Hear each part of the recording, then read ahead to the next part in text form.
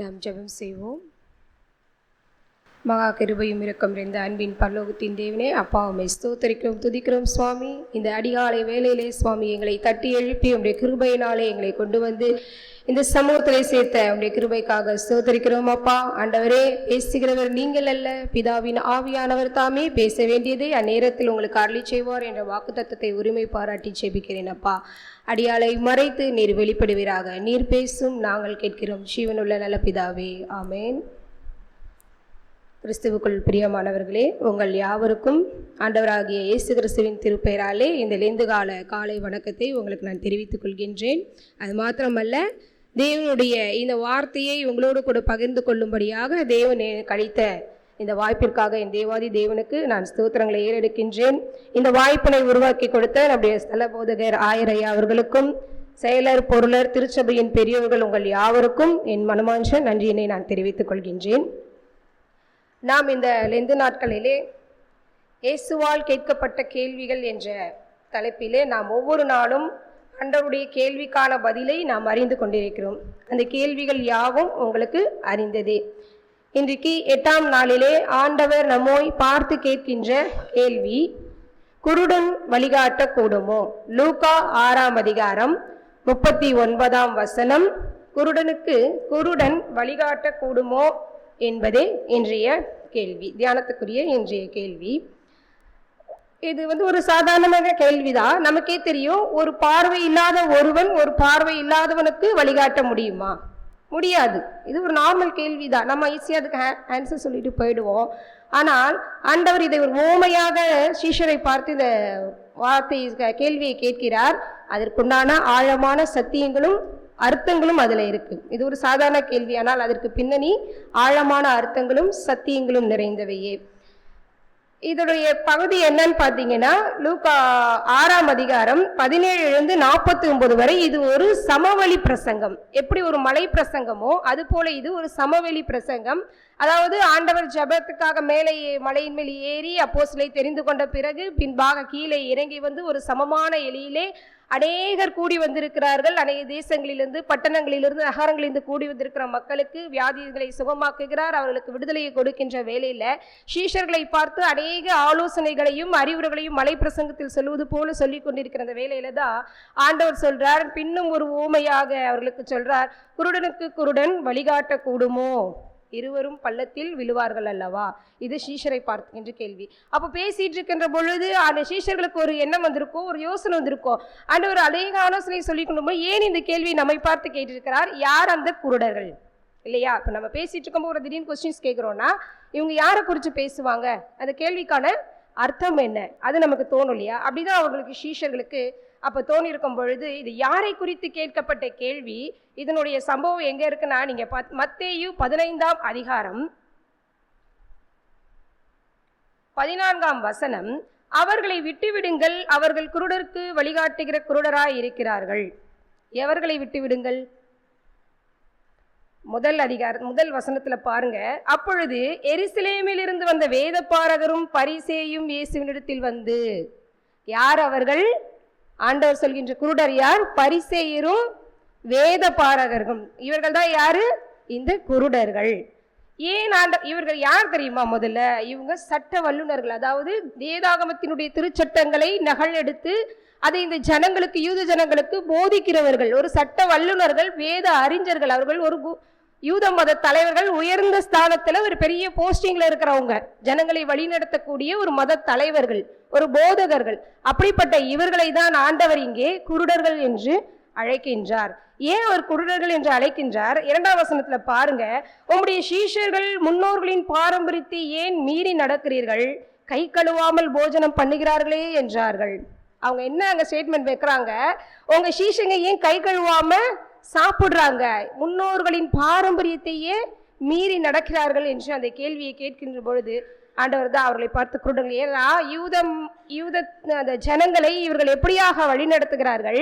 அவங்களுக்குன்னு ஒரு ஃபாலோ இருக்கும். நீங்க மார்க் 7ஆம் அதிகாரம் 3-5 வசனம் பார்த்தீங்கன்னா, அவங்க என்ன பண்ணுவாங்களாம், வெளியில போயிட்டு வந்தாலும் சரி, உள்ள வரும் பொழுதும் அவர்கள் கைகளையும் கால்களையும் கழுவுகிற ஒரு பழக்கம் உள்ளவர்கள், செம்புகளையும் கிண்ணங்களையும் உட்கார மனைகளையும் கழுவுகிற ஒரு முன்னோர்களின் பாரம்பரியத்தை கடைபிடிக்கிற இந்த யூத ஜனங்கள், அவர்களை வழிநடத்துகின்ற இந்த வேதபாரர்கள். அப்படி இருக்கிற வேளையில உன் உன் சீஷர்கள் கை கழுவாம சாப்பிடலாமா அப்படின்னு ஆண்டவரை பார்த்து அந்த கொஸ்டினை கேட்கிறார். அவங்க அந்த ஒரு ஃபார்மேட் போட்டிருப்பாங்க, அதை ஃபாலோ பண்ணுவாங்க. நீங்க அது நான் ரொம்ப டெலாபரேட்டா சொல்ல விரும்பல. நீங்க மார்க் 7:3-5 போய் பார்த்தீங்கன்னா அது உங்களுக்கு தெரியும். அதற்காக தான் ஆண்டவர் சொல்லுகிறார், அவர்களை பார்த்து கேட்கிறாரு, இவங்கெல்லாம் யாரு? குருடர்கள். ஏன்னா இவங்க ஆண்டவருடைய கற்பனையை மீறி நடக்கிறார்கள். ஆண்டவர் சொல்றாரு, நீங்கள் உங்கள் பாரம்பரியத்தினாலே தேவனுடைய கற்பனையை ஏன் மீறி நடக்கிறீங்க? உங்களுடைய பாரம்பரியத்தின உங்க சொந்த ஃபார்மேட் ஒன்று போட்டுக்கிட்டு ஆண்டவருடைய வார்த்தையை மீறி ஏன் நீங்க நடக்கிறீங்க?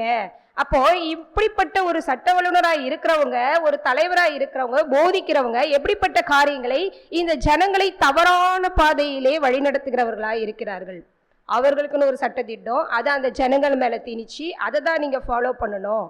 ஆண்டவருடைய வார்த்தைக்கு மீறி மாறாக இவர்கள் நடந்து கொள்கிறதை பார்த்துதான் ஆண்டவர் இவர்களை குருடன் என்று அழைக்கின்றார். அதுதான் சொல்றார், குருடன் வழிகாட்ட கூடுமோ.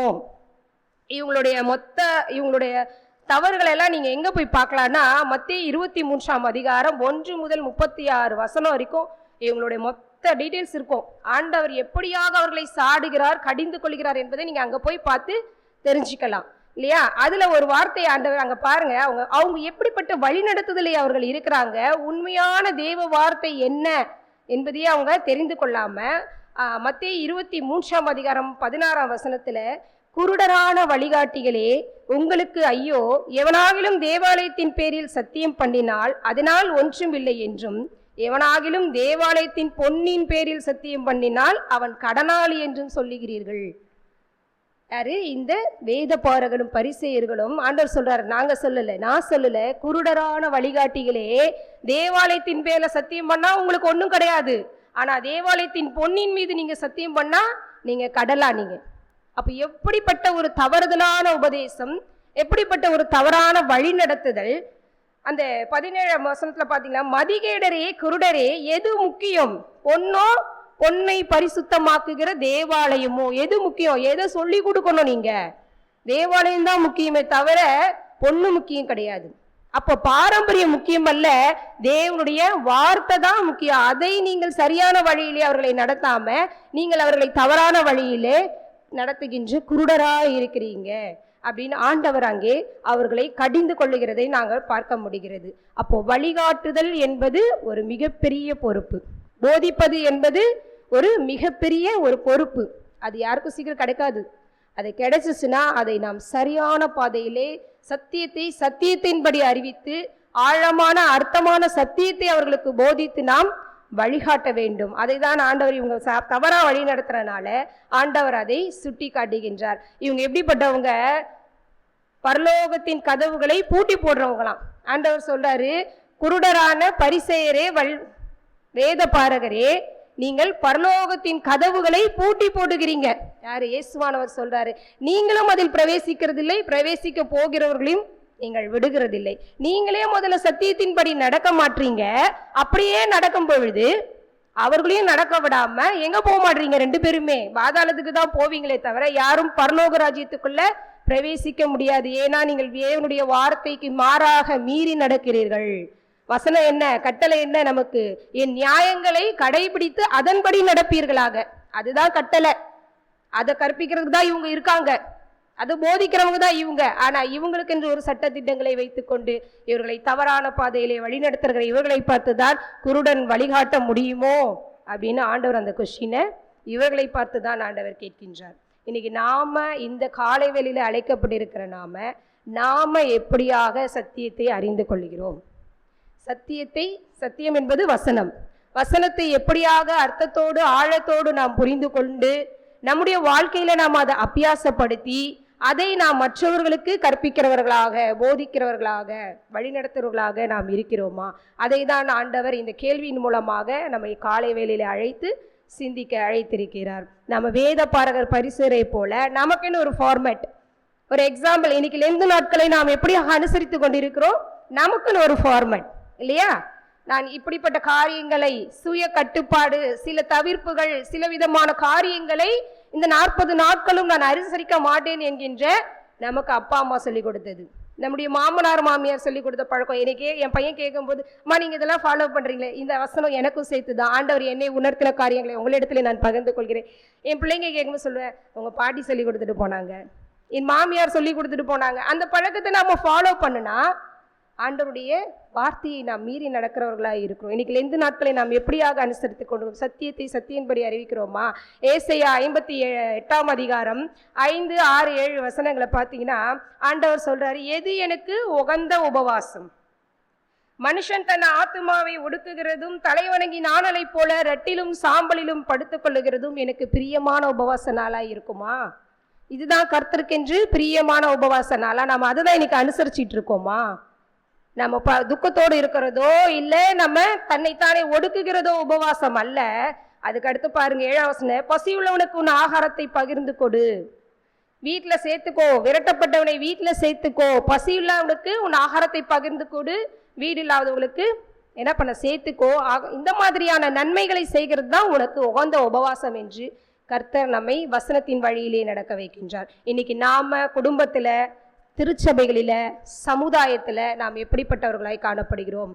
சத்தியத்தை நாம் முழுமையாக அறிந்து கொண்டவர்களாக, அதன் ஆழங்களை அர்த்தங்களை புரிந்து கொண்டு அதன்படி நாம் வாழ்ந்து நடக்கிறவர்களாக, மற்றவர்களுக்கு நாம் போதிக்கிறவர்களாக இருக்கிறோமா?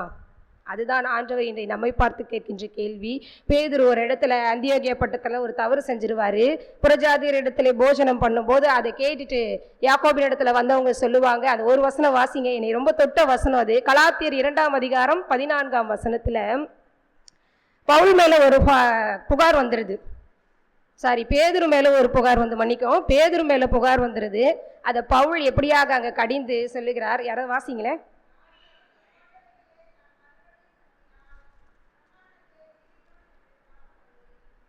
சாரி, 2ஆம்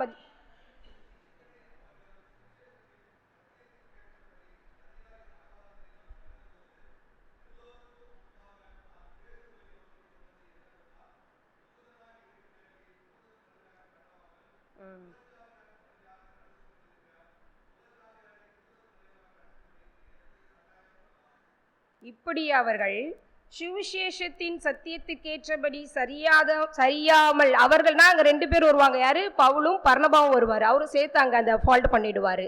அப்போ சுவிசேஷத்துக்கேற்ற சத்தியத்தின்படி நாம நடக்காம, அதை அறிந்து கொண்டு புரிந்து கொண்டு என் வாழ்விலே நான் நடக்காம, நான் சமுதாயம் என்ற களத்துல இறங்கி நான் நற்செய்தி அறிவிக்கின்ற பொழுது அவங்க எப்படி ஃபாலோ பண்ணுவாங்க? பேதுருவை பார்த்து கேட்கிறாரு, நீயே சரியாய் நடவாமல், நீயே ஆண்டவருக்கு விரோதமா சத்தியத்தை மீறி நடக்கிறேன்னா அதை கேட்கிற அந்த மக்கள் எப்படி நடந்து கொள்ளுவாங்க? ஏற்றுக்கொள்வாங்களா? இன்னைக்கு நம்மளுடைய நடக்கையை பார்த்து ஏற்றுக்கொள்வாங்க. நம்மளுடைய நடக்கை இயேசுவை போல பிரகாசிக்கணும். அப்பதான் மற்றவங்க நம்ம ஆண்டவருடைய அறியாமல் இருக்கிற ஜனங்களுக்கு ஆண்டவரை பற்றி அறிவிக்கின்ற வேளையிலே அவர்கள் ஆண்டவருடைய வார்த்தையை உண்மையாய் ஏற்றுக்கொள்ளுவார்கள். அப்படியாக தான் நாம் ஆண்டவருடைய சத்தியத்தை அறிந்தவர்களாக, அதனுடைய அர்த்தங்களை ஆழங்களை புரிந்து கொண்டு நம்முடைய வாழ்க்கையிலே நடப்பிப்பவர்களாக நாம் வழிகாட்ட வேண்டுமா இருக்கோம். இதை தான் ஆண்டவர் கடைசி அதை சொல்லி நான் கடந்து போறேன். ஆண்டவர் பாருங்க, மார்க்கு 7ஆம் அதிகாரம் 14, 15 வசனங்களை வாசிப்போம். மார்க்கு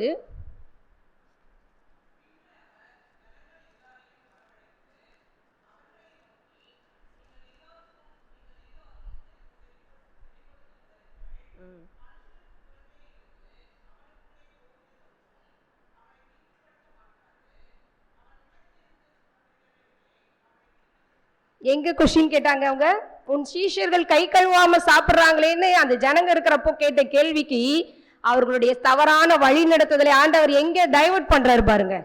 எதை சொல்லி அங்க சரியான ஒரு வழி நடத்துதலை, இவங்களை நீங்க ஃபாலோ பண்ணாதீங்க, இவங்க சொல்றதை நீங்க கேட்காதீங்க, நீங்க என்ன பண்ணுங்க, கேட்டு உணர்வுள்ளவர்களாய் இருங்க. இன்னைக்கு நாம உணர்வுள்ளவர்களாய் இருக்கிறோமா? ஆண்டவர் சொல்றாரு, கை கழுவாம சாப்பிடுறது ஒன்றும் பெரிய அசுத்தம் கிடையாது, உன்னை அதை அசுத்தப்படுத்தாது. எது சத்தியம்?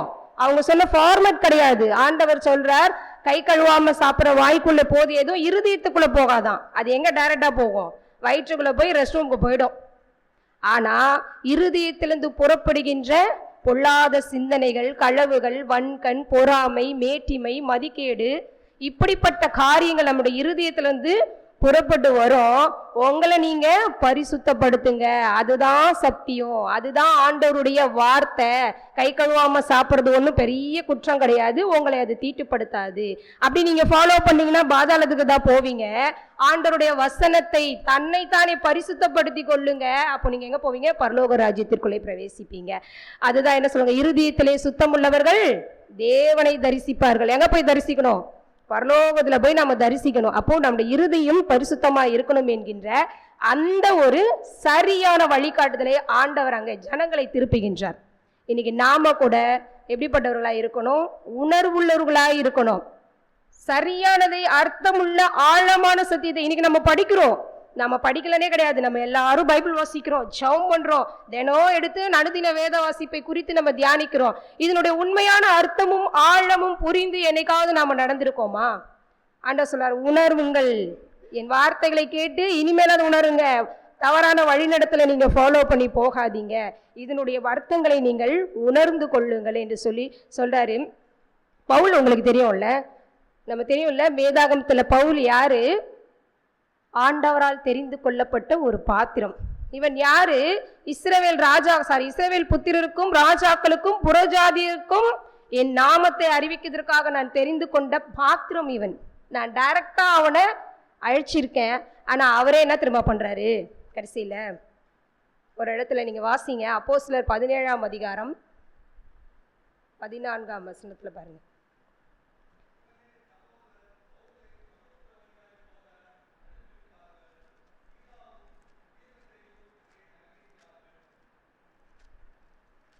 அப்போஸ்தலர் 17ஆம் அதிகாரம்